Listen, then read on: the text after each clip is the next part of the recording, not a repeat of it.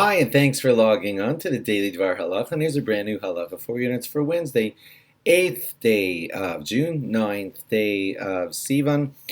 I am having trouble leaving the topic of Shavuos and the learning of Torah.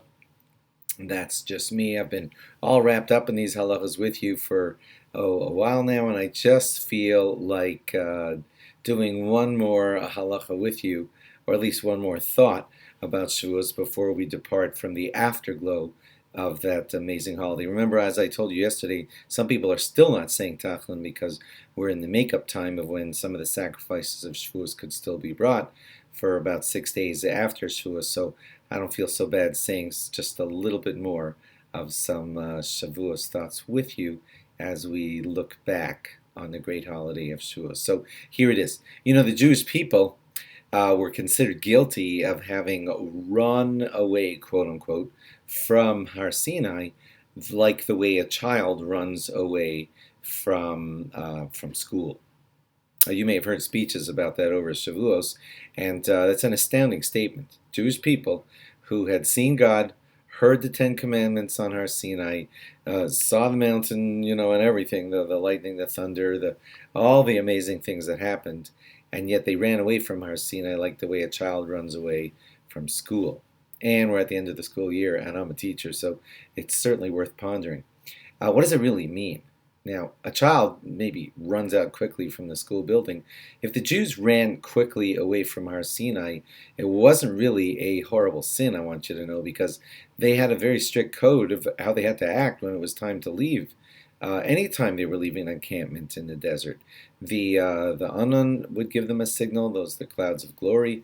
The Aron itself would give them a signal, and they would quickly have to arrange themselves and follow after the Aron and the Anan through the desert, wherever they were going. And that certainly happened as they departed Har Sinai. And they had to do it as quick as was necessary. So why are they guilty of running away from Har Sinai like the way a child runs away from school? So I once heard a beautiful, much deeper explanation. It wasn't about the speed at which they ran or how fast their feet moved as they went away from Har Sinai. Rather, they left Har Sinai the way a child leaves school. When a child leaves school, his teachers and everything that went on in that whole school year, there's so much that the teachers wanted to imbue into the students: notes, special projects to bring home, last notes, do this for the summer. And kids, as they leave school, tend to, somewhat leave them on the floor, leave them behind in their desks, not take the messages so much to heart, and just leave the school and run off to summer. And it's not about how fast their feet move, but it's more the noticing that the beautiful message, the special messages, they're kind of abandoned as the child just says, I'm out of here, I'm leaving school. So to a certain extent, the Jewish people were guilty of doing that when they left Har Sinai. This was the greatest moment in some ways in all of Jewish history. In some ways, the greatest moment in all of world history, when God revealed himself in full to the Jewish people and to the world, and basically announced monotheism out loud to his people, who spread the word to the entire planet Earth, okay, and kept the whole universe alive. So that is quite an auspicious thing.